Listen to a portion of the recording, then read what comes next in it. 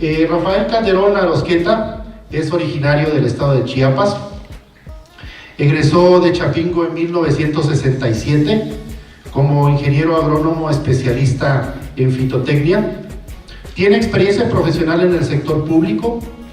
Trabajó para la Secretaría de Recursos Hidráulicos, la Secretaría de Agricultura y Ganadería y la Secretaría de Reforma Agraria, donde se desempeñó como subdirector general de planeación. En el sector privado, trabajó como evaluador agropecuario, consultor en proyectos de inversión y asesor de productores agrícolas y productor él mismo de hortalizas y frutales en Baja California Sur, Chiapas, Veracruz y la Ciudad de México. Desde 1976 se desempeña como profesor investigador en el Departamento de Producción Agrícola y Animal en la Unidad Xochimilco de la Universidad Autónoma Metropolitana. Es especialista en planeación del desarrollo agrícola, estudios que realizó en la Comisión Económica para América Latina y en un proyecto conjunto con la UNAM en 1968. Estudió la maestría en Desarrollo Rural de la UAM Xochimilco en 1988, donde también realizó estudios de doctorado en Ciencias Sociales. En los últimos 40 años se ha formado como agroecólogo y como profesor de enseñanza superior. Nuestro querido amigo, el maestro Calderón, es fundador de la carrera de agronomía en la UAM Xochimilco, donde participa como docente en el posgrado de Desarrollo Rural y el tronco común interdivisional. Es integrante del Comité Académico de la Maestría en Sociedades Sustentables de reciente creación. Durante más de 40 años ha colaborado como profesor y en el diseño y evaluación de planes y programas de estudio de agronomía y otras disciplinas afines en diversas instituciones de educación superior, nacionales y extranjeras.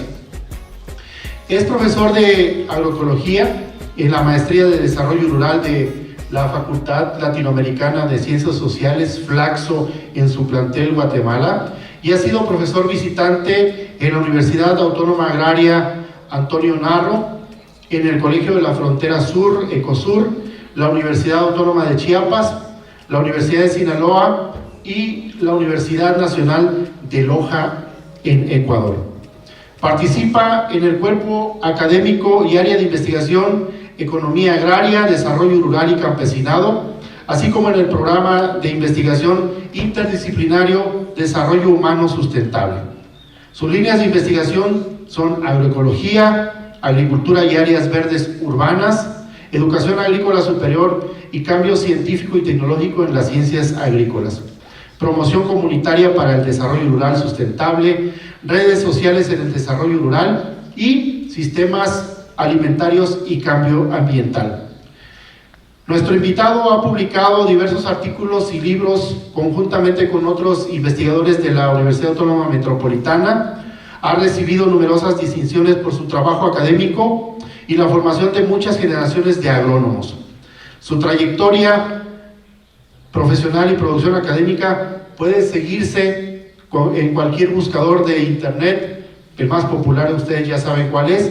Y bueno, para no cansarlos más, les dejo con ustedes a el querido amigo Rafael Calderón Arosqueta para que nos comparta sus experiencias como estudiante en los años 60 en nuestra Universidad Autónoma de Chapingo, en aquel entonces Escuela Nacional de Agricultura.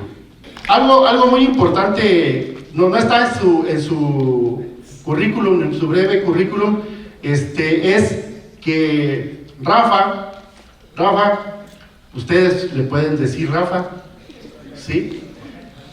Así como cuadernos. Rafa fue jugador de fútbol americano del equipo de nuestra institución cuando era Escuela Nacional de Agricultura en la mayor, ¿sí? Ven que está juvenil y mayor. Bueno, Rafa era jugador de fútbol americano y en la vida cotidiana chapinguera, en el fútbol americano y obviamente en los pasillos y con los compas, era conocido. Ahora se rasuró, pero normalmente trae bigote y el cabello largo, y por eso en aquel entonces también lo usaba, y por eso los compas, la raza chapinguera le decía el Greñas. ¿Sí? Ahora viene muy rasurado, pero era y es, para quien lo conoce, el famoso Greñas del equipo de fútbol americano de la Mayor. Con ustedes, Rafa Calderón Arosqueta, alias el Greñas. Gracias, colega y paisano. Pues debo decirles, estoy muy contento de estar con ustedes y obviamente muy agradecido con las autoridades de la Preparatoria Agrícola, con los organizadores de este evento, para platicar con ustedes sobre estos 50 años de la creación formal del Departamento de Preparatoria Agrícola en la entonces Escuela Nacional de Agricultura. Ese es el antecedente de la Preparatoria Agrícola de la Universidad Autónoma de Chapingo. Mi reconocimiento personal para los colegas organizadores y mi agradecimiento. Somos buenos amigos desde hace mucho tiempo, entonces para mí es un gran gusto estar con ustedes. Antes de iniciar con mi presentación, quiero hacer un pequeño ejercicio con ustedes, ya lo comenté con sus profesores. Yo soy profesor, en la UAM Xochimilco, los últimos 10 años me he desempeñado como profesor del tronco común interdivisional, digamos el módulo Conocimiento Sociedad. Este es un módulo al que asisten estudiantes de las 18 licenciaturas que ofrece la UAM Xochimilco. Y una preocupación que tenemos es de que los procesos educativos de los últimos años, la hegemonía del sistema neoliberal ha modificado la educación.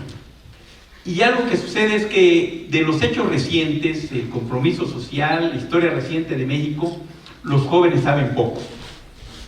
Quisiera que me permitieran hacer un pequeño ejercicio, unos profesores van a calificar. Voy a mencionar algunos temas y les pediría que levantaran la mano quienes tienen idea acerca de estos temas. ¿Sí? Sí, estamos. Por favor, levantan la mano quienes sepan algo de Arturo Gámez, de la toma de Ciudad Madera. Nadie. De los compañeros estudiantes, nadie. Si ustedes preguntaban a los jóvenes de hace 30, 40 años, inmediatamente les hubieran hablado Arturo Gámez y la causa de su muerte en la toma de Ciudad Madera. En los movimientos sociales mexicanos es muy importante la fecha 23 de septiembre. ¿Alguien sabe por qué es importante esta fecha 23 de septiembre? ¿No? ¿También? ¿Alguno de ustedes sabe algo de Rubén Jaramillo? ¿Sí? Oigo ahí comentarios. Morelenses. ¿Alguien sabe de Rubén Jaramillo? No veo manos levantadas. De Genaro Vázquez. 1, 2, 3, 4, 5, 6, 7, 10, 12, 18. ¿Sí? Casi el 15%. De Lucio Cabañas. Tenemos más manos levantadas. De César Sandino.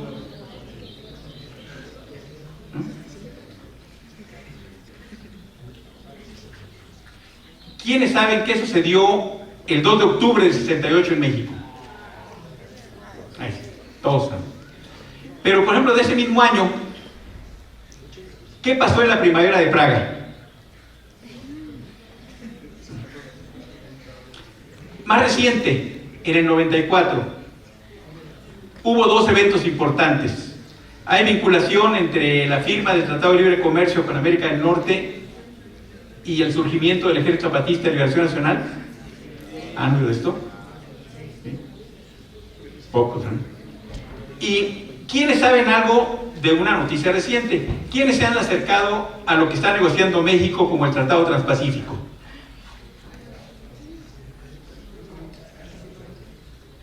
Muy pocos. Bueno, al final le vamos a pedir a Luis que nos digan cómo están los resultados. Yo traigo los resultados que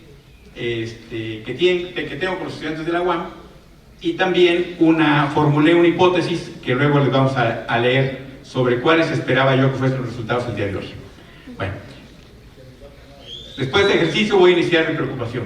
Antes de eso quiero plantear algunas cosas. Antes de abordar el tema central de la presentación, quisiera resaltar que en el paso que hay de la Escuela Nacional de Agricultura que me tocó vivir a la Universidad Autónoma de Chapingo, que es la que ustedes viven, se han dado varios cambios positivos. Me parece muy importante el incremento en la matrícula femenina. Realmente era horrible vivir en Chapingo sin mujeres.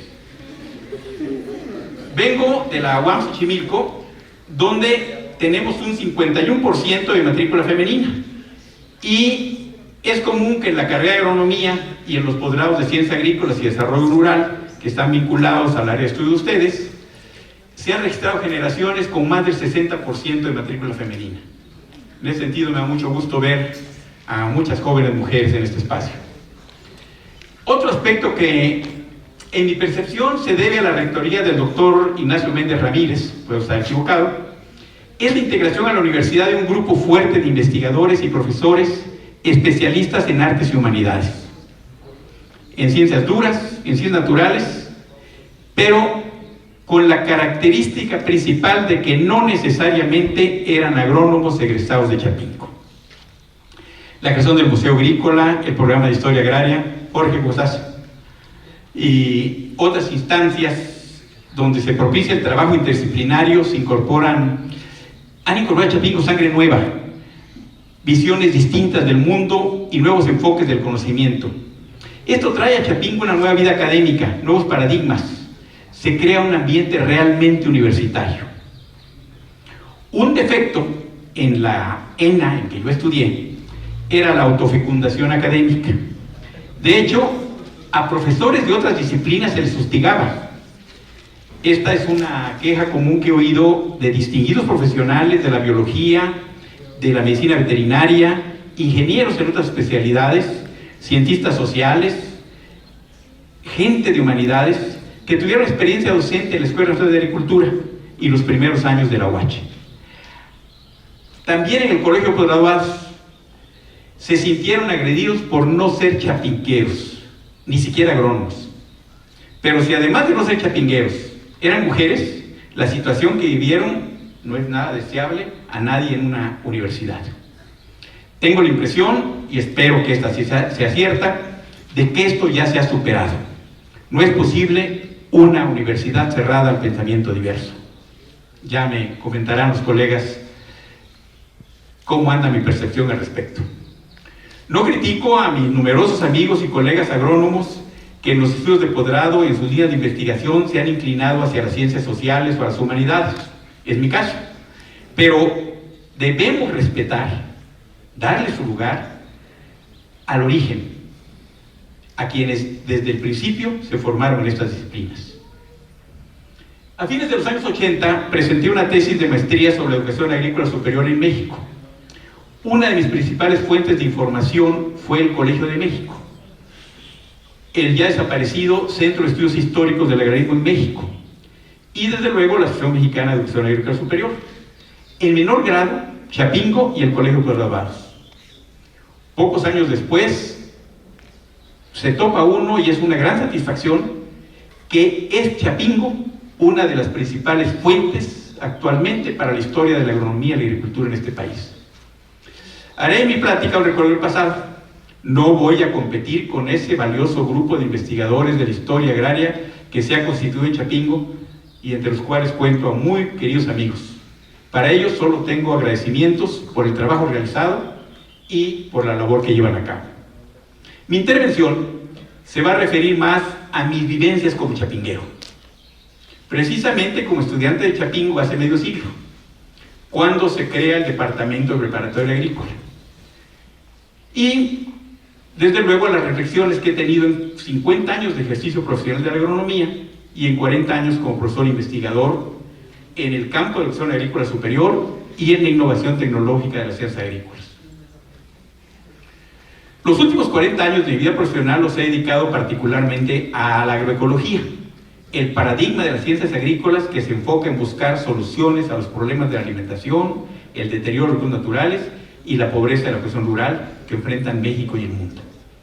Creo Muy importante el desarrollo de la especialidad de agroecología en Chapingo, pero creo que la formación ambiental y el compromiso con la naturaleza debería extenderse fuertemente a todas las carreras que Chapingo ofrece. Pues para recrear estas vivencias debería iniciar a mi inicio como chapinguero. Chapingo, el inicio de 7 veranos entre paréntesis. Llegué a Chapingo en 1960. Ingresé como interno a una escuela militarizada donde, les confieso, lo único que tenía claro en ese momento era que me iba a formar como ingeniero. Con 15 años de edad, recién egresado a la secundaria, no tenía una idea clara de qué cosa era la agronomía. Ni idea. Para mí, estar en Chapingo era una oportunidad de seguir estudios sin necesidad de trabajar y vivir en la Ciudad de México. También había aprobado el examen de admisión en el colegio militar, pero obviamente después de estar allí, estaban en Popotla y enfrente de San Jacinto, donde había nacido la Escuela de Agricultura, y venir a Chapingo, pues ni pensar en llegar al colegio militar cuando podía estar aquí. Se ingresaba a Chapingo como interno, ya sea que se ganara la beca al aprobar el examen de admisión, y en aquella época a un pequeño grupo se les daba la oportunidad de ingresar como pensionistas, se les decía. Por una cuota menor a los 1,000 pesos mensuales se les aceptaba en el internado con el compromiso de obtener buenas calificaciones al finalizar el primer trimestre o el primer año, entonces se hacían acreedores a la beca. No había otra opción de estar en Chapingo en esos años más que el internado. Al ingreso se sabía que era una escuela militarizada y que había noveleadas. Novatadas es el término que van a encontrar en el diccionario, pero noveleadas era el que usábamos en Chapingo. Estas iniciaban en cuanto cruzabas las vías por la entrada principal de la escuela. Primero el corte de pelo. Te pelaban a la Cheyenne, te pelaban a la Moicana, te pelaban al ajedrez, varios otros cortes ahí que existían. Luego, la revisión del equipaje. Era obligatorio llegar con una maleta. Y desde luego la expropiación de las cosas que les gustaban a los veteranos, de lo que te hacen en tu maleta. Entenderán que a los chiapanecos nuestras mamás no nos dejaban venir sin el quesito, el totopo, la mistelita, ¿no? Que pegaba pesar. Entonces, pues todo eso se quedaba, todo eso no entraba a Chapingo, se quedaba en ella. Después venía el paso por la calzada y las bromas, ¿no? ¿A qué viene aquí? Pues a estudiar. ¿Y qué va a hacer? Voy a ser ingeniero. A ver si es tan buen ingeniero, ¿cuánto mide la calzada? A ver, mídala. Mira, aquí es un cerillito. A ver, ¿cuántos cerillos hay de aquí al edificio principal? Y cosas como esas. Luego, llegabas por fin al edificio principal. Ahí se daba uno de alta. En ese momento, ya uno oficialmente era pelón, porque ahí pasabas a la peluquería, que el corte que te habían hecho a la entrada se perdiera y te quedaras completamente rapado. Y luego estabas incorporado oficialmente como alumno de la escuela de Chapingo, y eso te daba el gran estatus de ser hijo de mamá Ena, porque aquí tenías casa, comida y sustento. De ahí pasabas a la ropería, recibías 2 uniformes completos, los calcetines y los calzones los tenías que traer, y esos normalmente no te los quitaban. Un par de botas, un colchón, 2 juegos de ropa de cama y un número de ropería, el primer símbolo de tu identidad como chapinguero. Para mí el 11 fue mi número de ropería durante todo el tiempo de estancia aquí. De ahí, con todo lo recibido en los lomos, incluido el colchón, tenías que caminar al cuarto asignado, en una de las originales 5 compañías. Desde luego no faltaba un veterano que decía, le ayudo pelón, y te daba un empujoncito. Entonces ya imaginan cómo le iba a uno con el colchón en los lomos y el empujoncito. Entraba uno a Chapingo para hacer la carrera en 7 años, pero de casi 200 alumnos de primer ingreso, solamente 100 quedábamos al finalizar el primer trimestre. La mayoría no aguantaba las noveleadas y se iban en las primeras semanas. Otros salían por reprobar 3 o más materias. 6.6 era el número mágico, el 6.6. Esa era la calificación mínima aprobatoria. Menos de 6.6 en 3 materias, perdías la beca. botánica con doña Cheslava Priwer, hermosa maestra, física con la maestra Chepina, matemáticas, ahí teníamos a Dorronsoro, a Pechcanul, a Cuspinera, a Fregoso, esas eran el coco. Pero no faltaba quien reprobaba materias que pues no se podían reprobar, como elementos de agricultura con Alfonso Villarreal, que nos llevaba aquí al ranchito, enganchaba un tiro de mulas y un arado, y gritaban surco, y te calificaban. Si el surco no salía derecho, tenías que ensayarle para poder aprobar los elementos de agricultura. Desde luego, de ahí en adelante, todo el que andaba desfasado aquí en Chapingo, pues para que entrara en onda le gritabas ¡surco, cabrón! ¿Ah? Entonces, el maestro Isidro Castro, el de dibujo, o las únicas dos materias que no eran de tipo técnico-científico.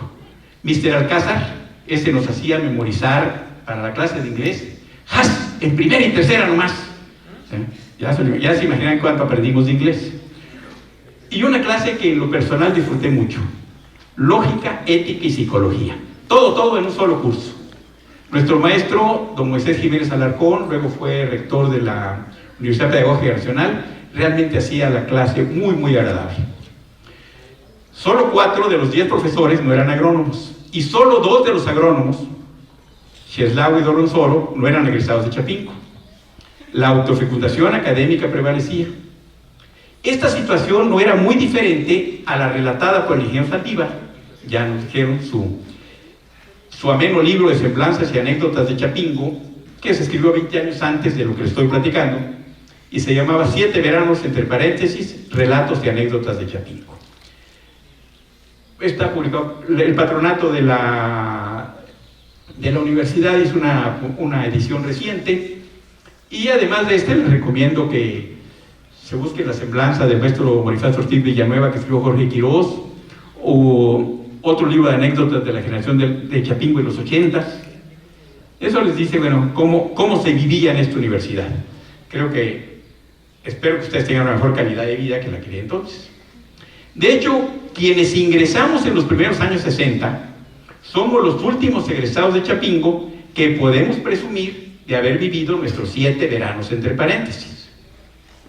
Debo precisar que los cursos eran anuales, se dividían en trimestres. Cada trimestre se reportaban calificaciones, y con 3 materias abajo del 6.6 ya no había salvación, se perdía la beca. Decíamos, se terminó el bolillo. El calendario escolar iniciaba en febrero, terminaba en noviembre. El 22 de febrero se inauguraban los cursos con la presencia del presidente de la República, el secretario de Agricultura y otros funcionarios de muy alto nivel.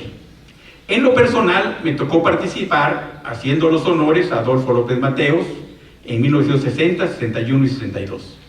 A Gustavo Díaz Ordaz en 1973 y 1965.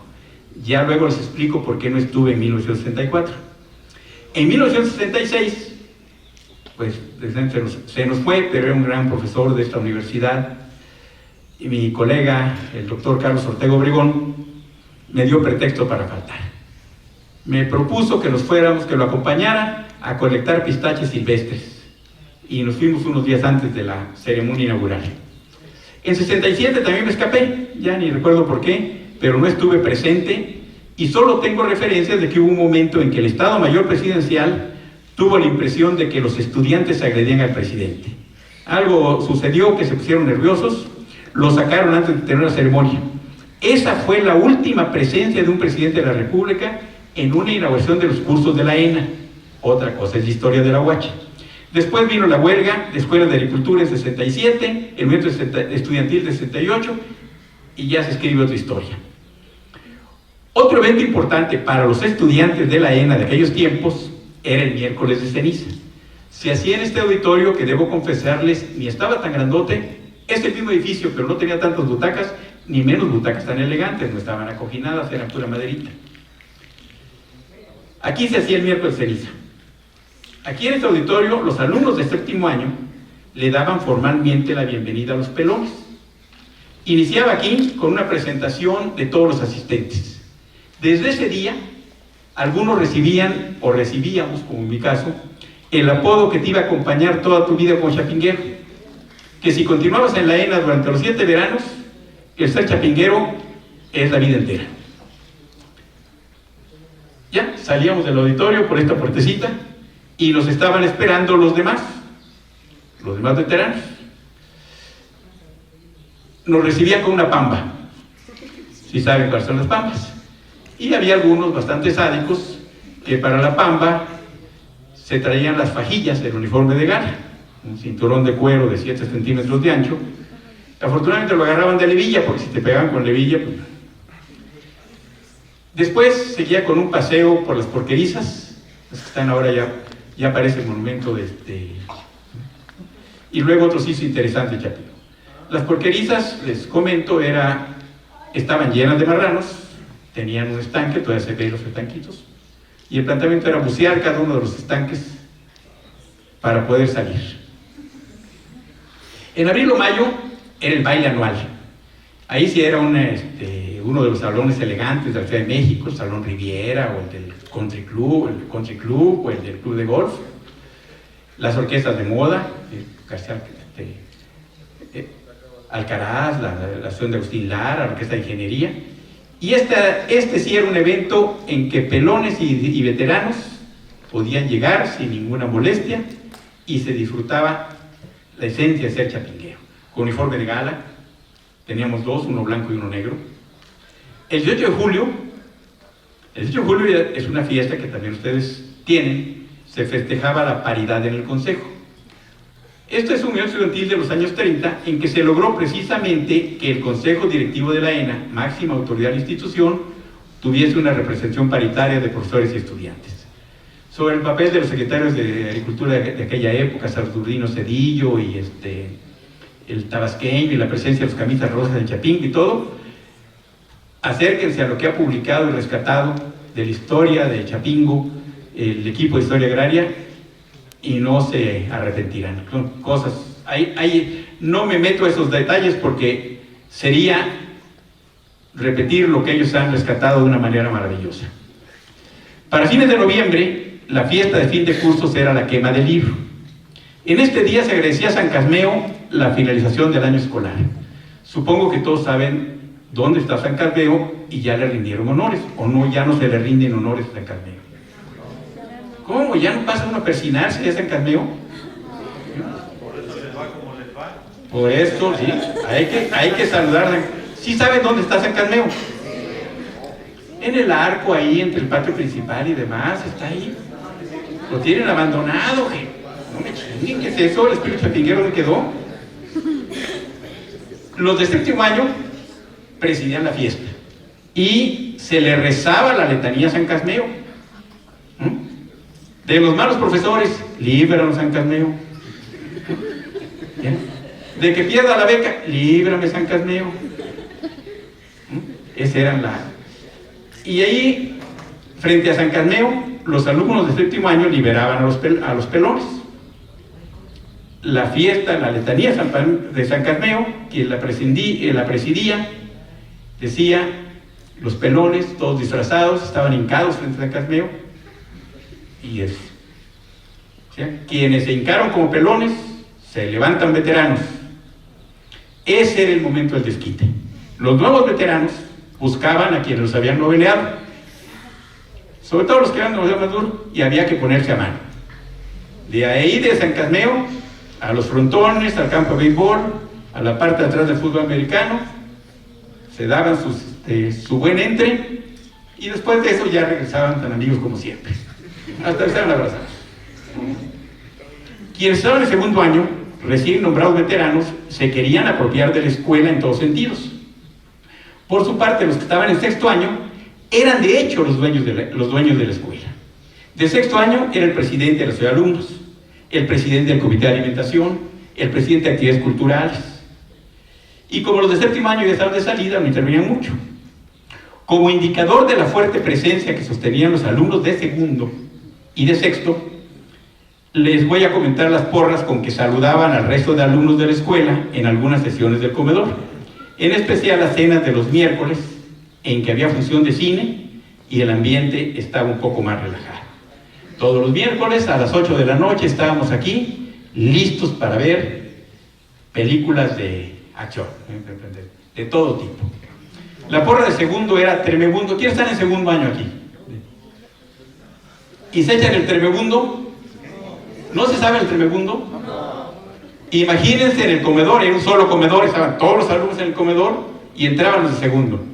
Y de repente se oía: Tremebundo, Tremebundo, arriba segundo y chingue a su madre el mundo. Ya imaginan cómo les iba, de bolillazos y demás. Pero luego venían los de sexto. Aquí ya no hay de sexto, son pura prepa. Los de sexto echaban su porra, el arresto. ¿Eh? Arresto, arresto, arriba sexto y chinga a su madre el resto. Y entonces venía también la bolilliza para los de sexto. Ese era el Les mencioné antes las noveleadas. Desde su inicio llegaba Chapingo y el resto del primer año. El miércoles ceniza era función especial, pero todos los días eran estar escaparse de los veteranos para no tenderles las camas, bolearles las botas y otras tareas usuales. Ocasionalmente se presentaban las pambas, no solo la de aquí, sino también en el comedor. Y después de la cena, y eran comunes las fiestas, donde un grupo de pelones les tocaba servir diversión a los veteranos. Lean a Jorge Quirós y lean Los 7 veranos y ya verán detalles de esto. En los años 60 se planteó la desaparición de las noveleadas. Inició con los que ingresaron en 61 y se culminó con los que ingresaron en 62. Había dos posturas que fueron propuestas en asamblea y llevadas a una cerrada votación. Las asambleas eran aquí, con una división fuerte entre los partidarios de cada una de las posiciones. La propuesta 1 planteaba la desaparición de las noveleadas. Quienes apoyaban esta propuesta integraron el grupo de los unos, encabezados por quien fuera secretario de la Reforma Agraria y también secretario académico de la ENA, el ingeniero Luis Martínez Villicaña, que en paz descanse. La propuesta 2 defendía las noveleadas de su permanencia. Con sus partidarios integró el grupo de los todos. Y estos estaban encabezados por Enrique Fernández, quien se distinguiera profesionalmente en el crédito agrícola. Todavía nos ha acompañado en algunas reuniones. Debo admitir que me costó trabajo tomar partido. En lo personal, admiraba a los dos personajes que fungían como líderes, pues ambos jugaban la posición de centro en el equipo de fútbol americano de Liga Intermedia, y yo aspiraba, como luego pude lograrlo, jugar esa posición con los Toros Salvajes. Como ven, en lo personal me valía si había o no había noveleadas. No era yo partidario de las noveleadas, pero sí existían. A mí era más mi simpatía por los líderes la que inclinaba mi posición, por lo tanto, ya ni recuerdo por quién voté.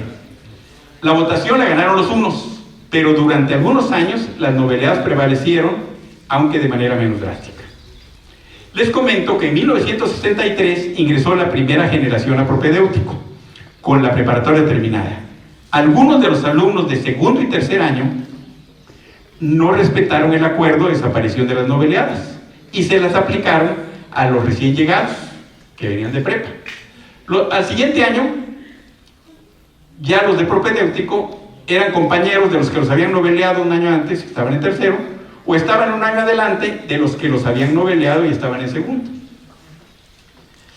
Ahora les platico de la educación media superior en estos 7 veranos, que es para lo que invitaron a platicar. Desde sus orígenes, en San Jacinto, la Escuela Nacional de Agricultura recibía estudiantes egresados de la primaria.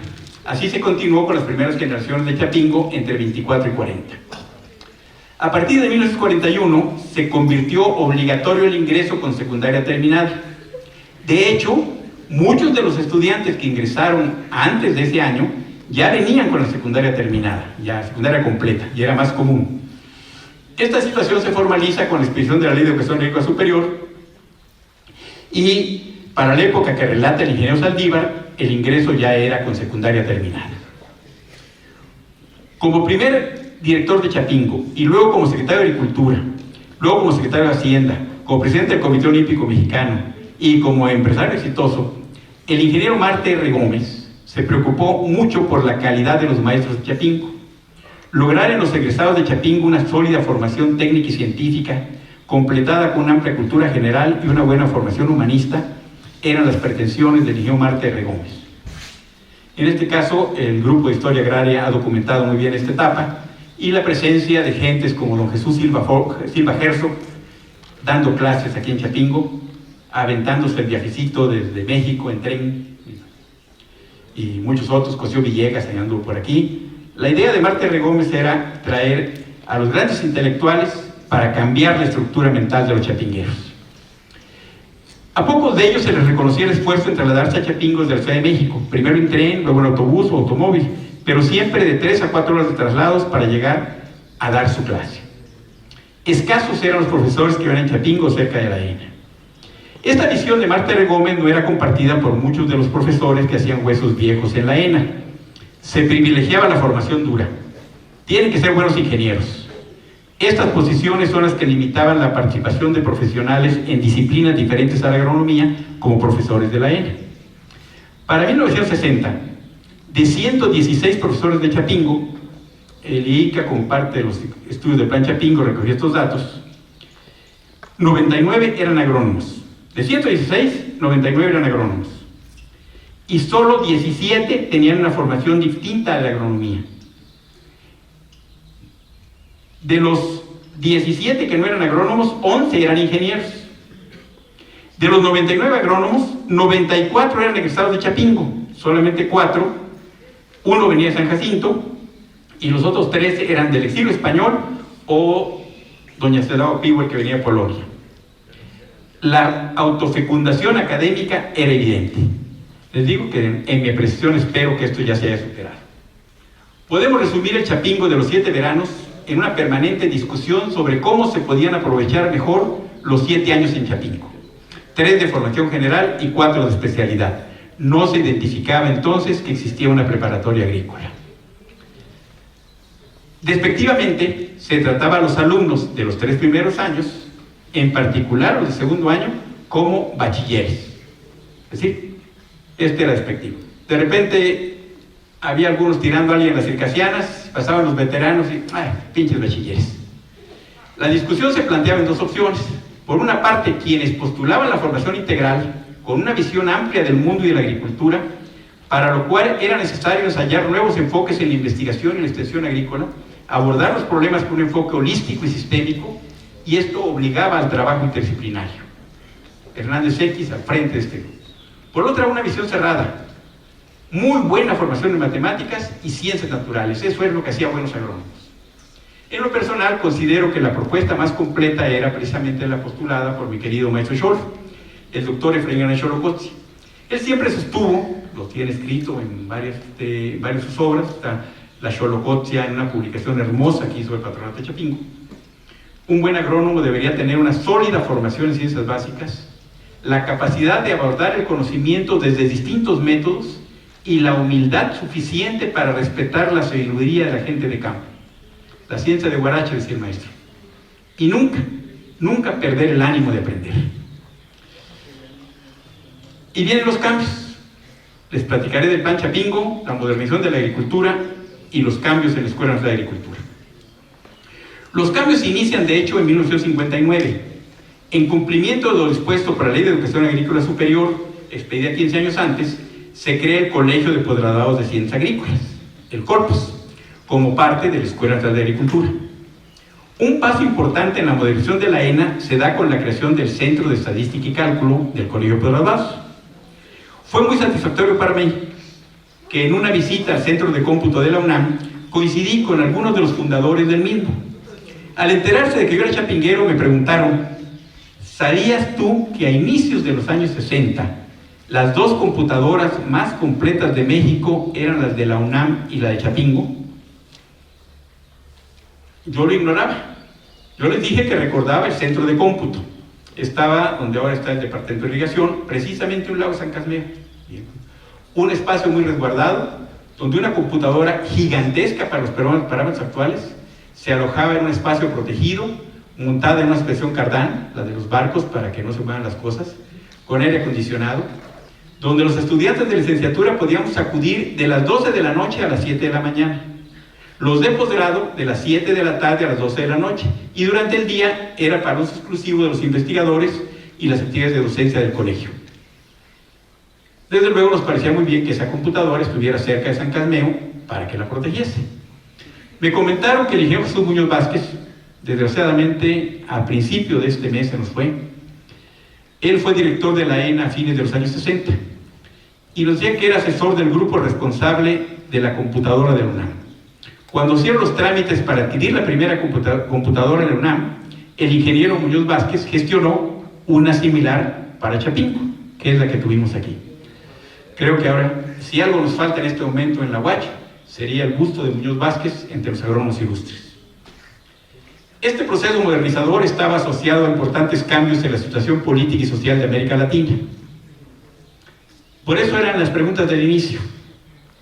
Al iniciar 1959, se da el triunfo de la Revolución Cubana. Unos años después, se establece el régimen socialista en Cuba. Debo recordarles, como entre paréntesis, que la generación Centenario, quienes ingresaron a la N54 y salieron en 60, nombraron como su padrino de generación a Fidel Castro. Esto les valió un viaje a Cuba, pero también la visita a Chapingo de un grupo de comandantes de la Revolución Cubana, entre los cuales se contaba a Camilo Cienfuegos, a Raúl Castro y otros comandantes. Dentro de mis grandes recuerdos de Chapingo fue haberle podido dar la mano a Camilo Cienfuegos ahí a un ladito de las circasianas. Es de los recuerdos que uno guarda en el corazón para siempre. Camilo Cienfuegos, a quien yo admiraba más que a Fidel Castro e incluso que al Che Guevara. En ese orden los ponía. Primero Camilo, luego el Che, después Fidel. A Raúl ya no lo contaba. Guatemala, que había planteado cambios importantes en beneficios habitantes, había planeado un cambio democrático, una serie de planteamientos de cambios, era fuertemente golpeada para suprimir los intentos de democratización y la reforma agraria que afectaba directamente a la United Fruit Company. En Nicaragua y El Salvador estaban comisionados por la guerrilla. Pregunté por César Sandino y no lo conocemos.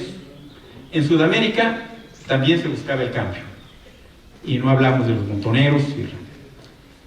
Nelson Rockefeller, que también acérquense a la historia de la Revolución Verde que ha publicado Chapingo, como colaborador cercano del presidente Eisenhower durante la Guerra Fría, recorrió América Latina y planteó al gobierno estadounidense la necesidad de intervenir para prevenir cambios que amenazaban los intereses de Estados Unidos en el continente. En 1961, John Fitzgerald Kennedy impulsó la Declaración a los Pueblos de América y la Carta de Punta del Este, y se estableció lo que se conoció como la Alianza para el Progreso, firmada por 20 gobiernos de América, con excepción de Canadá, de Cuba y de los países dominados por intereses europeos, como las Guayanas y algunas islas del Caribe. La Declaración de los Pueblos que anunciaba la Alianza para el Progreso la describía como la gran ayuda para la salvación de América Latina. Sin embargo, muchos estudiosos del desarrollo económico de nuestros países ponían en duda estas buenas intenciones. Cito a Horacio Flores de la Peña. Pensar que la Alianza para el Progreso es un producto exclusivo del altruismo internacional o de un sincero deseo de corregir pasados abusos es injustificable. La historia y la política demuestran que el marco en que se mueve la política exterior de un país no está delimitada por estas condiciones ideales. Y viene algo que afectó directamente a Chapingo. Contra las revoluciones rojas, la Revolución Verde. Durante los años 50 y principios de los 60, México había registrado un elevado crecimiento en su producción agrícola. Era un exportador neto de alimentos. Se hablaba del milagro mexicano. La agricultura había registrado crecimientos hasta del 7% anual del valor de la producción. Estos incrementos, que si revisamos las estadísticas de manera adecuada, se deben a un crecimiento de la frontera agrícola, más que a un incremento de los rendimientos, particularmente los cultivos básicos, ubicaban a México como el país que había triunfado en la lucha contra el hambre. Sin embargo, este milagro mexicano se atribuía a la participación de la Fundación Rockefeller en apoyo de la Oficina de Estudios Especiales, iniciada en los años 40, cuando eligió Marte R. Gómez, el secretario de Agricultura. También hay mucho publicado sobre el tema aquí en Chapingo. El mayor de los logros de la Oficina de Estudios Especiales se tenía en las semillas de trigo, producto de los trabajos de Norman Borlaug y algunos agrónomos mexicanos que trabajaron a su lado. tanto en el Bajío como en Sonora, y con el cultivo del trigo. Particularmente en Ciudad Obregón, las variedades de trigo logradas por Borlaug y su equipo se llevaron a Pakistán y otros países de Asia. Con estas semillas de variedades mexicanas, semienanas, resistentes al chahuiste o roya, la puxinia, se logró un importante incremento en los rendimientos de trigo en estos países. De ahí nació el concepto Revolución Verde y se proclamó un gran triunfo en la guerra contra el hambre. También hay mucho publicado al respecto. Se identificó a México como la cuna de esta Revolución Verde y la Agencia para el Desarrollo Internacional de los Estados Unidos exaltaba su trabajo con el lema contra las revoluciones rojas, la Revolución Verde.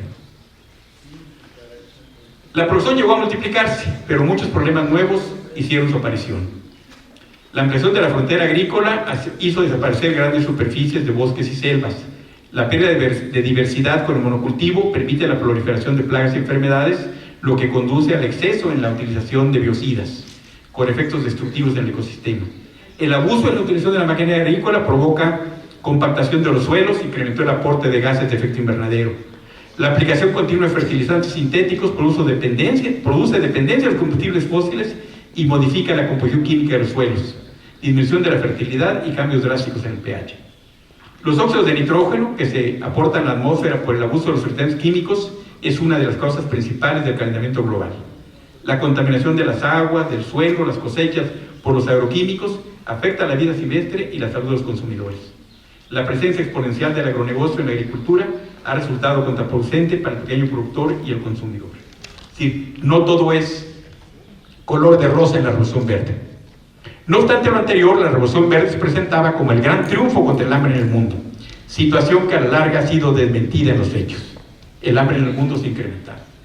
A pesar de lo anterior, la Revolución Verde se enarboló como la bandera del capitalismo para salvar al mundo. Identificada como un gran triunfo de la agricultura mexicana, a la llegada de Gustavo Díaz Ordaz a la presidencia se planteó la integración de las tres acciones principales del desarrollo agrícola en un gran programa para impulsar el campo mexicano hacia la modernización. Distinguidos agrónomos, todos discípulos de Marta R. Gómez, se incorporaron al gabinete de Gustavo Díaz Ordaz.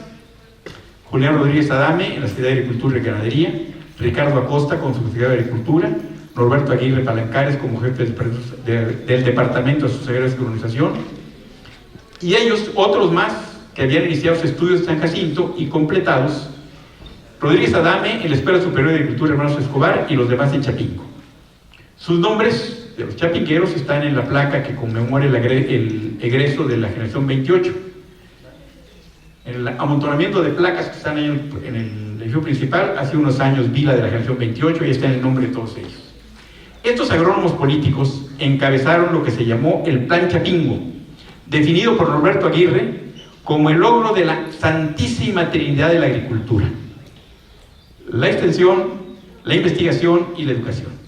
Se iniciaron las construcciones en Chapingo para alojar la Dirección General de Agricultura, el Servicio de Extensión Agrícola y el Instituto Nacional de Investigaciones Agrícolas, recientemente creado por la Unión de la Oficina de Estudios Especiales y el Instituto de Investigaciones Agrícolas.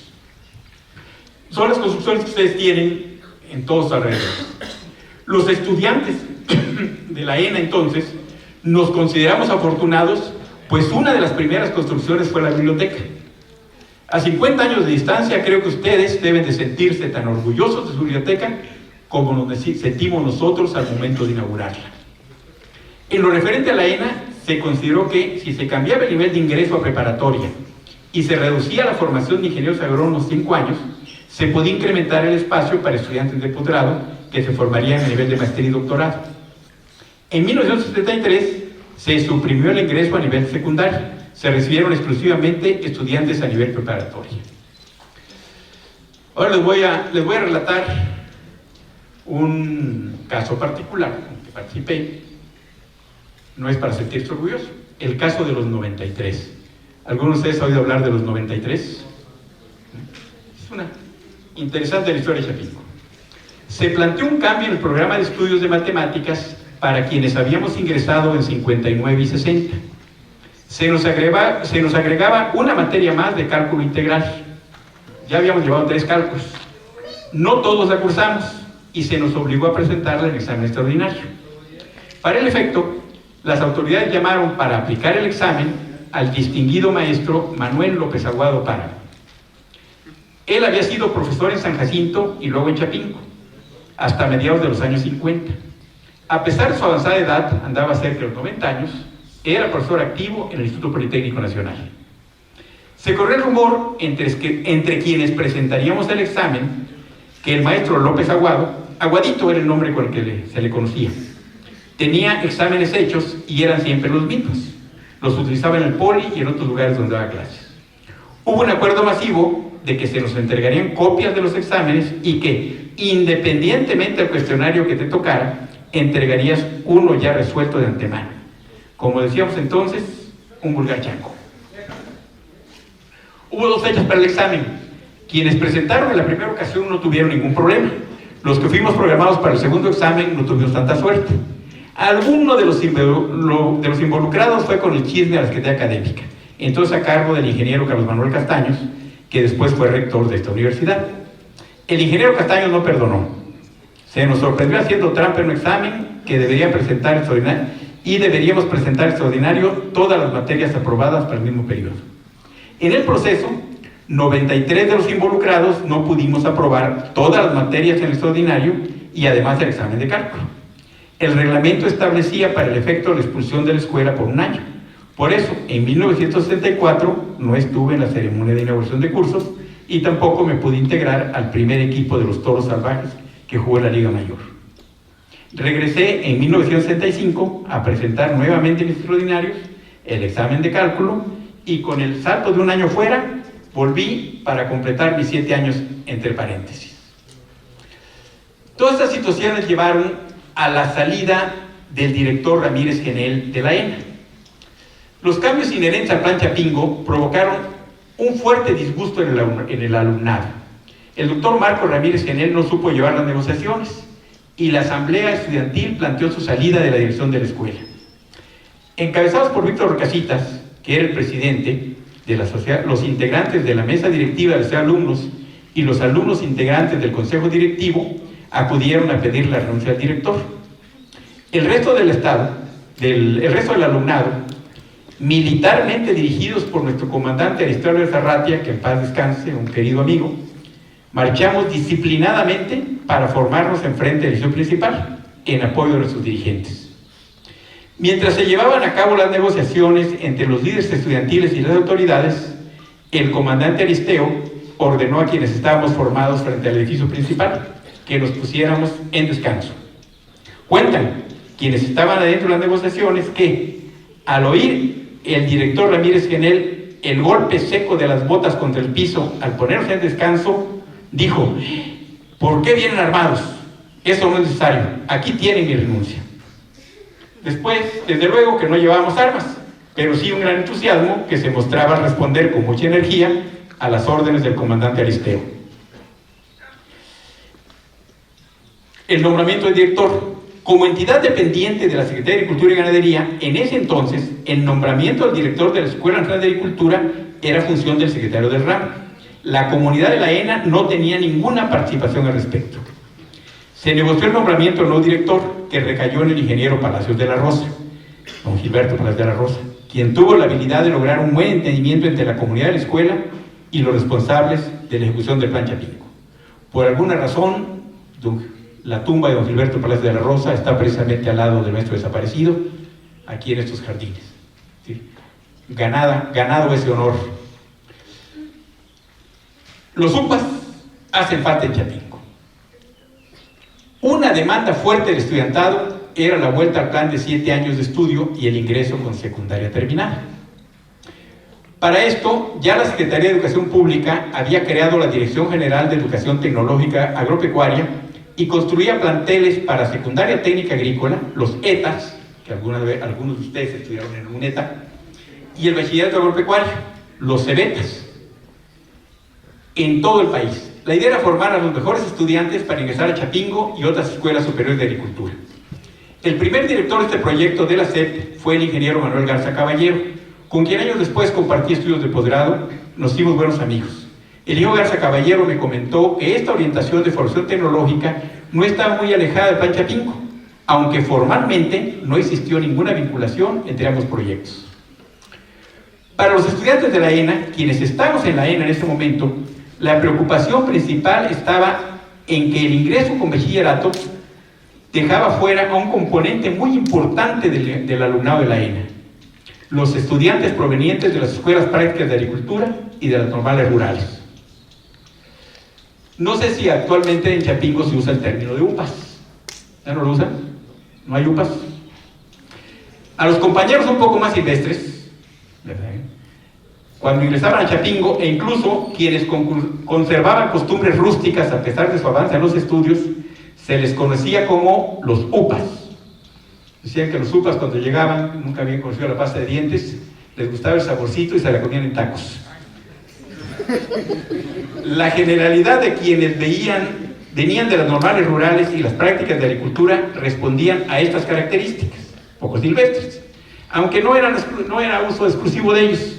Había UPAs provenientes de todos lados y de cualquier escuela. Tanto las escuelas prácticas de agricultura como las normales rurales cumplían su ciclo a nivel secundario. Los mejores estudiantes de estas escuelas que deseaban seguir estudios de agronomía venían a Chapingo, a La Narro, en Saltillo o al Hermanos Escobar en Ciudad Juárez.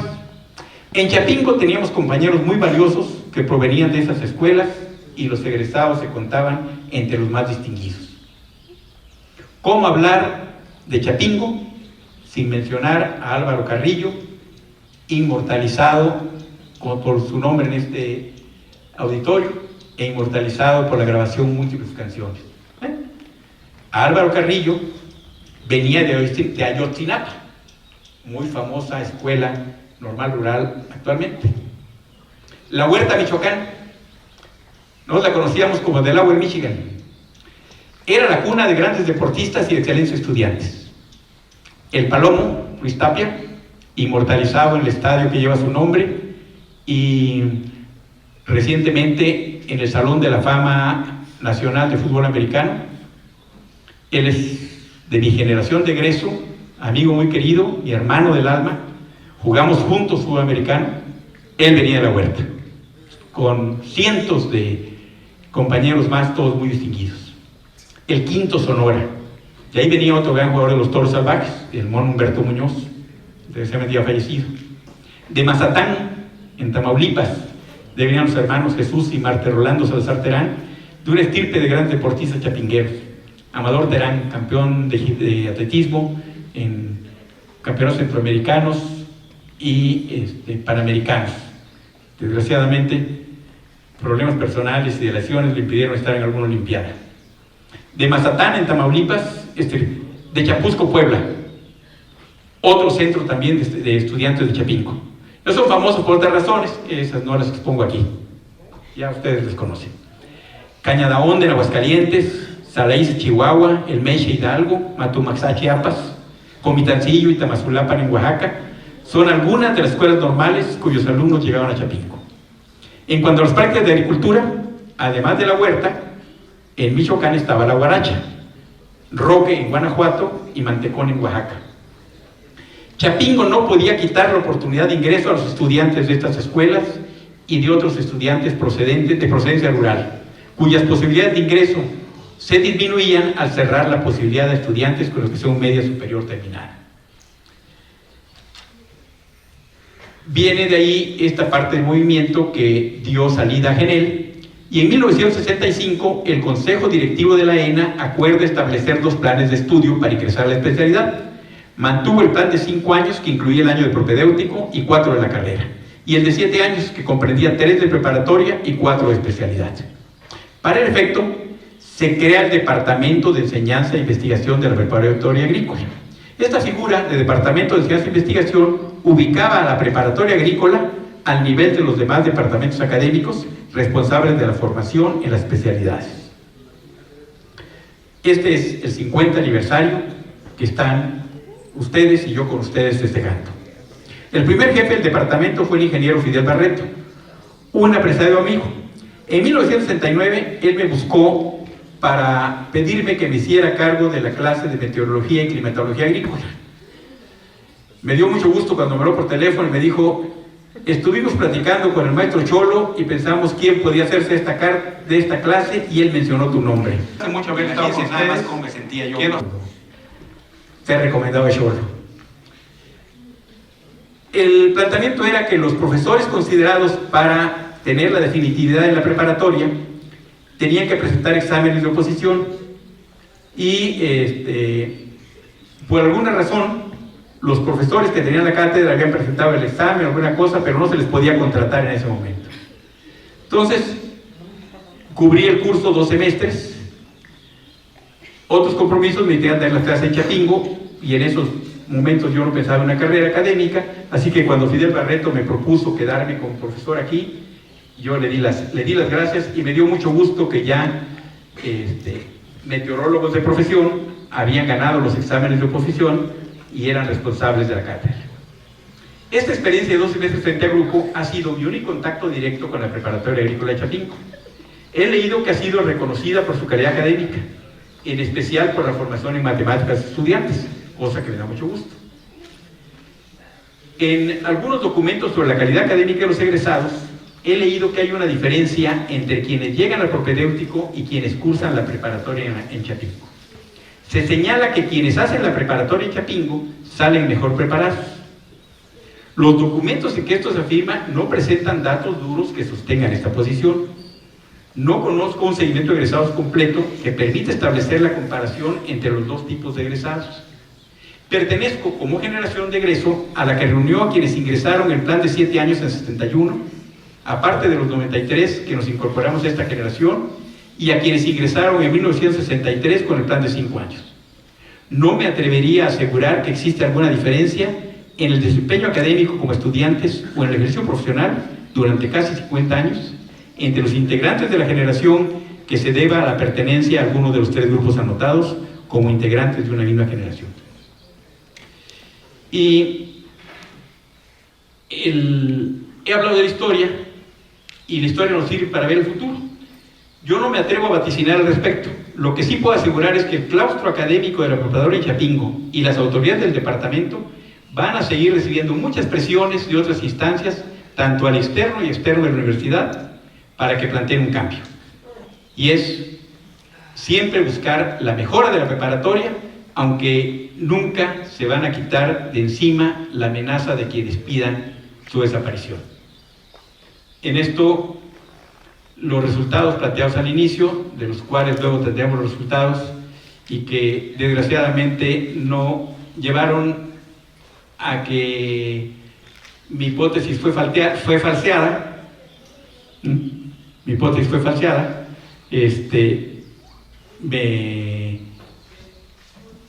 Me dan cierta preocupación, pero sí no me quitan el gran gusto de haber estado con ustedes y de que me hayan soportado en estos recuerdos y vivencias. Muchas gracias, compañeros chapiqueros, y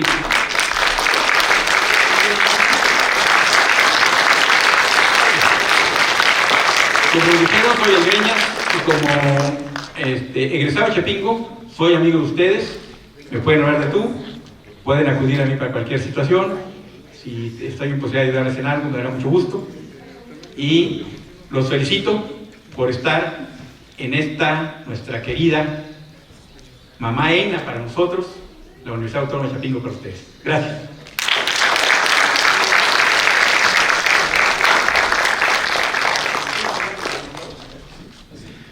Bien, el doctor Luis Llanos, subdirector de investigación de nuestro departamento, va a darles los resultados de esa encuesta que hizo. Miren, allá Rafael nos dirá más o menos cómo percibe la respuesta de ustedes. Miren, en relación con la pregunta A, ¿quiénes saben algo acerca de Arturo Gámez y de Ciudad Madera en Chihuahua? Nadie sabe quién fue Arturo Gámez, y En la UAM tampoco. En la UAM tampoco. O sea, ahí están igual los estudiantes y los preparatorianos de aquí. ¿Qué indica la fecha del 23 de septiembre? También la respuesta es no saben ustedes la relación de esta fecha en la historia de México. ¿Y en la UAM? Tampoco. ¿Quiénes saben algo acerca de Rubén Jaramillo? Tampoco. Nadie levantó la mano. Rubén. En la UAM el 10%. Son los que llegan de Morelos. Y sobre todo los provenientes de Morelos. Son Rubén Jaramillo, un líder campesino de la década de los 60, asesinado en su tierra por Adolfo López Mateos. ¿Quiénes saben algo? Además, zapatista, de herencia zapatista. ¿Quiénes saben algo acerca de Genaro Vázquez? Levantó la mano aproximadamente el 15%. El 10 allá. Aquí, ¿quiénes saben algo acerca de Lucio Cabañas? El 20% aquí más o menos levantaron la mano. El 10 en la UAM. ¿Quiénes saben algo acerca de César Sandino? No, nadie sabe quién fue César Augusto Sandino. ¿Quién sabe? En la UAM el 5% son centroamericanos. ¿Quiénes saben qué sucedió el 2 de octubre del 68 en México? El 80% aquí levantó la mano. Sí, esa es una fecha que sí se recuerda muy bien a nivel estudiantil. Allá también, me imagino. Sí. ¿Quiénes saben qué sucedió en la primera primavera de Praga? Nadie. La relación Tratado de Libre Comercio Ejército Zapatista de Liberación Nacional, aproximadamente el 20% de ustedes contestó que sí sabía. ¿Allá? Un poquito más. El Tratado Transpacífico, aquí solamente el 5%. 10% por allá. Estas son las respuestas que dieron ustedes. Ahora sí, pasamos a las preguntas. Muchachos, por favor, preguntas a Rafael. De hecho, a mí prácticamente no me tocaron compañeros. Las primeras mujeres ingresaron a Chapingo en 65 y las conocíamos, y efectivamente las respetamos mucho. Las dos que egresaron salieron casadas. Y déjenme comentarles con una experiencia que en una ocasión tenemos un grupo de alumnos de la UAM, estamos trabajando en Chiapas y tenemos un campamento en Marqués de Comillas. Y estábamos en el campamento de Marqués de Comillas, obviamente de tablas, y iban alumnos de todas las carreras del servicio social, y yo platicaba con un profesor de diseño industrial y me dice, uno de los estudiantes de diseño industrial dice que es hijo de la primera mujer egresada de Chapingo. Entonces le digo, pues si es hijo de la primera mujer egresada de Chapingo, debe apellizarse Gómez Bock y es mi sobrino. Entonces ya nada más oí la voz, pues, sí, mi apellido Gómez Bock, pero ¿por qué soy tu sobrino? Porque Yadira se casó con Luis Gómez Oliver, los dos salieron un poco después que yo, pero eran muy queridos amigos, y obviamente cuando sus bebés estaban chicos, pues eran los sobrinos. Pablo fue el más chico de todos, no lo había conocido yo recién nacido, pero no había estudiantes, mujeres. Cuando yo me refería al trato, es a los profesores que llegaban a Chapingo y que no eran agrónomos, no eran chapingueros, siempre eran agredidos. No me recuerdo que a Gómez Pompa, por ejemplo, el sitio botánico, siempre se sentía incómodo aquí en Chapingo porque se decía que lo agredían, y así a muchos otros. Pero tengo el caso de amigas mías que llegaron como profesoras a Chapingo o al Colpos y realmente sufrieron una fuerte discriminación. Ahora, esto creo que ya actualmente no se da. Creo que ustedes tienen varias profesoras y no tienen pero sí se daba esa situación en los años 80 o 90 con las profesoras. Con las estudiantes no sé, pero sí te puedo comentar que cuando hice mi tesis de maestría, tuve la oportunidad de entrevistar a las 3 primeras mujeres egresadas como agrónomas en México. Una de ellas era una en Ciudad Juárez, una amiga. Le pregunto, ¿cómo te sentiste en Ciudad Juárez? Y dice, bueno, si yo no tenía problema porque vivía en la casa del director, pero sí era la única mujer. Primero me sentía muy incómoda. De repente aprendí a mentar madres y todo fue miel sobre hojuelas. Le pregunto, María Jiménez egresó de la NAR. Bueno, cuando le pregunté, la señora se puso a llorar y dijo que fue una etapa horrible de su vida y que le había costado mucho trabajo.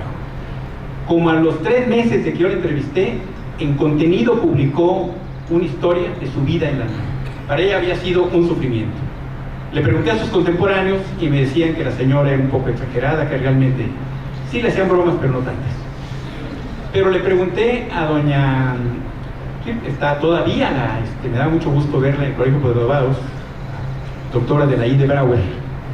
Ella fue la primera egresada del TEC de Monterrey y me dice, no, la época más hermosa de mi vida, cuando estudié agronomía.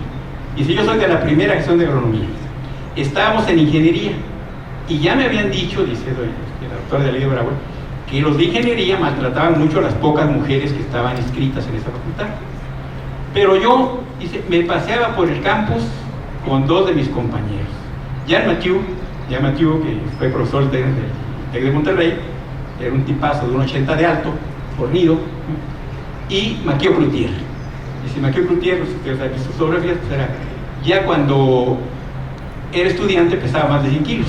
Entonces dice ella, con Jean y con Mathieu me paseaba por todo el campo, ni quien se metiera conmigo. La vida más feliz. Los de Liga Juvenil están practicando en este momento, pero les pido a que si conocen a los de Liga Juvenil, de mi parte denles un saludo y hay que echarle ganas. Tenemos que ganar ese campeonato el sábado. Y hay que apoyarlos, Jauri Toros. Si no hay mayores preguntas, me complace mucho haber estado con ustedes. Quedo a sus órdenes y les felicito por estar en esta hermosa Escuela Nacional de Agricultura todavía para mí. Gracias. Bien, fuerte el aplauso para nuestro querido amigo el doctor Rafael Calderón Arrosqueta, egresado de la Escuela Nacional de Agricultura de Fitotecnia. Les agradecemos mucho que hayan estado con nosotros.